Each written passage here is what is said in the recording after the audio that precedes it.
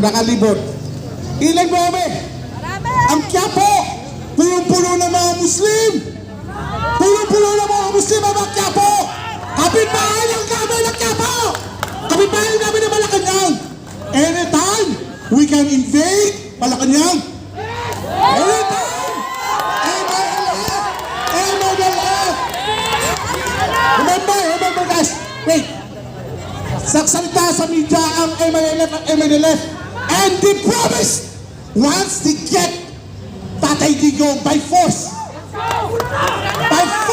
as well, he will give it to Bangag.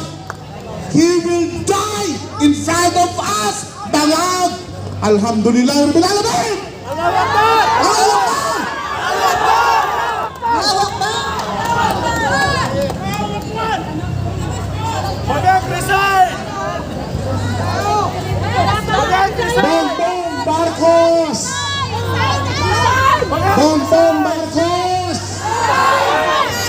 Pagmasdan mo ang sambayanang Pilipino! Pagmasdan mo, Bongbong Marcos, ang pamilyang Pilipino!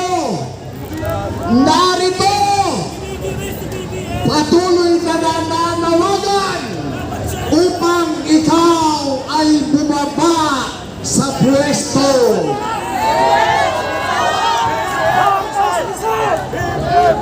Tatay Duterte! Duterte! Alam niyo ba kung bakit natin sinisigaw ang Duterte? Dahil galing pa po kami sa Hong Kong.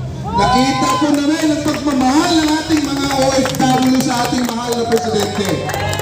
Lahat po sila umiiyak dahil sa nangyayari sa ating bayan ngayon na hindi nila maintindihan kung mayroon pa ba tayong pang-gobernong asahan sa ating bayan ngayon. Ang ating mga kababayan OFW po, lahat kanina kausap po bago kami lumipad papuntang Pilipinas, umiiyak po sila. Ang sabi po nila sa akin, lahat kami OFW ng Hong Kong ay para kay Duterte. Sumisigaw po sila ng Duterte dahil nakita po nilang pag-asa sa pamamahala sa panahon ni President Rodney Duterte. Alam niyo ba mga kababayan, kung hindi po kayo magsasalita, hindi tayo magsasalita, sino? Wala! Kaya ngayon, kahit ayaw natin magsalita, pinipilit po tayo. Pinipilit po tayo na magsalita at sabihin sa sambayanang Pilipino at sa buong mundo at sa mga OFW na tayo po dito sa Pilipinas nagkakaisa para ipagtanggol ang ating bayan sa pamumuno po ng tamang liderato ng ating bayan. Tanong sa inyong lahat, sino ba ang nagiging presidente mula sa ating generation? Alam ko naman siguro lahat tayo dito, ang generation natin nagmula doon sa Korea Kano. Sino po bang nagbigay ng kapayapaan at namumuhay ng maayos dito sa ating bayang Pilipinas? Di ba po si President Rodney Duterte po? Bakit? Ito ang mga katunayan yan. May mga ebidensya po dyan. 6 months pagkaupo niyang presidente, lahat ng mga adik po sumuko voluntary. Sino pa sa mga presidente na yan ang mayroong ganong record? Alam niyo po kung bakit galit at umiiyak ang ating mga OFW. Pumunta po sila sa ibang bansa para magtrabaho at mabigyan ng magandang buhay ang kanilang mga anak, mapaaral, mapakain.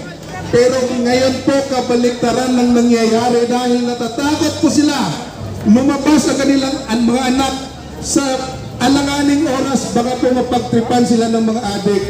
Ngayon po, hindi po natin kalaban ng ating PNP, hindi po natin kalaban ng ating mga kasundaluhan. Pero sa kanilang training po, tandaan ninyo ito, huwag kayong matakot.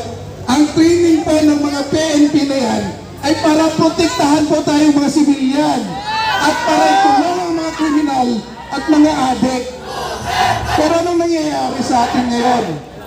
Anong nangyayari sa atin ngayon mga kababayan? Saan ba tayo ngayon pupunta kung hindi tayo magsasalita? Si mahal na Pangulong President Rodney Duterte po, kung minahal siya ng ibang lahi, bakit tayo mga Pilipino parang hindi nila maramdaman ang pagmamahal? Saan po tayo pupunta ngayon? Kung ating mahal na Presidente nagbigay sa atin, anong sabi niya? I did it to my country. Ginawa niya to para sa kanyang bayan. Hindi po niya to ginawa para sa pangsarili. Sana po sa ating mga kasundaluhan at kapulisan, sana po kayo po ang inaasahan namin nang magbigay sa amin ng proteksyon at magbigay sa amin ng guidance. Pero sana po makita namin kayo na pagbigyan nyo naman po kami ng makakapagsalita dito sa harap at magpakita sa ating sambayan ng Pilipino na tayo po ay isang Pilipinong nagmamahal sa ating bayan. Hindi po nyo kami dapat takutin dahil kami po ay nagsasabi lang po kami at pinupunan lang po namin ang mga maling nakikita namin sa ating bayan. So sana po sa ating mga kasama dyan, hindi po kayo forever dyan na nakaposisyon sa inyong mga upuan. Kung sino man kayo nakalaupo dyan, tandaan ninyo, itong history na ginawa ninyo ngayon, tatandaan po ito ng generation to generation ng mga Pilipino. Pinahirapan ninyo. Si President Rodney Duterte po, sa ating mga kababayang may hirap, anong ginawa niya? Nagbigay ng free education po. Dahil yan po ating kailangan na magkaroon ang ating mga kababayan, mga kabataan na makapagtapos mag-aral para maihaon po sa kanilang kahirapan balang araw. Sana po sa ating mga kababayan, magsalita po kayo ngayon. Dahil pag hindi po kayo nagsalita ngayon, balang araw, magsisisi kayo. Dahil ang mga pangyayari ngayon, sa tagal ko ngayon sa national nagtatrabaho, nakita ko kakaiba ngayon. Dahil tayo, ang mga taong namumuhay ng maayos, tandaan ninyo, lahat ng mga taong namumuno sa atin ng maayos, sila po ang kinukulong.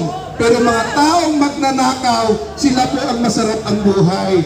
So baliktad po sana sa ating mga kababayan. Sana po sa ating mga taong gobyerno po, mapansin niyo po ang mga mahihirap na nangangailangan. Alam po namin na kayo'y kakampi namin. Pero sana po, huwag naman inipakita sa amin na dapat takutin niyo kami at hindi magsalita at dapat ikulong na lang ninyo. Dahil ang buhay po natin, lahat po tayo dito, kaya kami lumalaban dito para po sa kinabukasan ng aming mga anak. Dahil tayo po ay mapasing na po tayo dito sa mundong ito. Sana po, sa ating mga kababayan, lumabas na po kayo. Tulungan po natin, suportahan at protektahan po natin ang mahal na Pangulong Rodney Duterte dahil siya po ay nagsakripisyo para sa atin. Siya po ay lumaban para sa atin. At ang kalaban niya ngayon, ito yung mga taong mayayaman, ito yung mga taong gahaman sa power. Gusto nila sila lang andyan. Pero po ang mahal na Pangulong Rodney Duterte po, ramdam po siya ng mga mahihirap, ramdam po siya ng karamihang mga Pilipino. Ang tawag po natin sa kanya, protector of the people, kalaban ng mga kriminal. Magandang gabi po sa inyo lahat. Okay. Para sa kaalaman ng lahat,